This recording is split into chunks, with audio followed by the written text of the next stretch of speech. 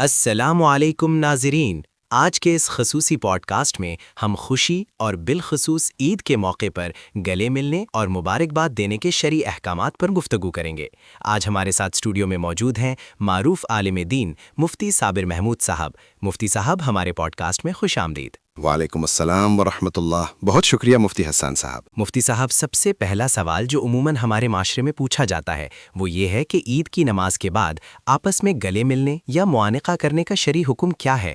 کیا یہ کوئی سنت عمل ہے یا اس پر کوئی خاص فضیلت وارد ہوئی ہے؟ دیکھیے، عید کے موقع پر گلے ملنے کو سنت، لازم یا دین کا حصہ سمجھنا شرعاً درست نہیں ہے۔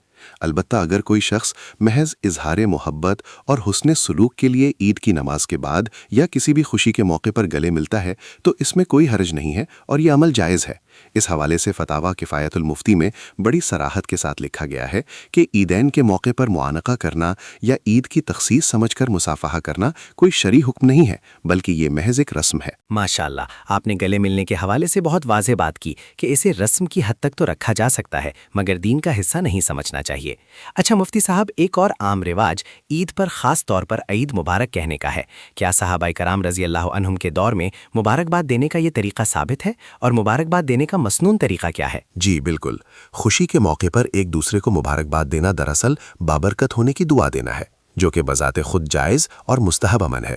اگر ہم صحابہ کرام رضی اللہ عنہم کے طریقے کی بات کریں تو وہ عید کے موقع پر ایک دوسرے کو ان دعائیہ الفاظ میں مبارکباد دیتے تھے: تقبل اللہ منا ومنکم صالح الاعمال، یعنی اللہ تعالیٰ تمہارے اور ہمارے نیک اعمال قبول فرمائے۔ جہاں تک ہمارے ہاں مروجہ الفاظ یعنی عید مبارک کہنے کا تعلق ہے تو علامہ شامی رحمہ اللہ نے محقق ابن حمیر حاج کے حوالے سے ذکر کیا ہے کہ لوگوں کا ایک دوسرے کو عید مبارک کہنا بھی اسی دعائے برکت کے عموم میں شامل ہے۔ اس کی وجہ یہ ہے کہ جس شخص کی طاعت اور اعمال قبول ہو گئے تو وہ زمانہ اس کے لیے بابرکت ہو گیا، اس لیے ایک دوسرے کو برکت کی دعا دینا یعنی عید مبارک کہنا جائز بلکہ مستحب عمل ہے۔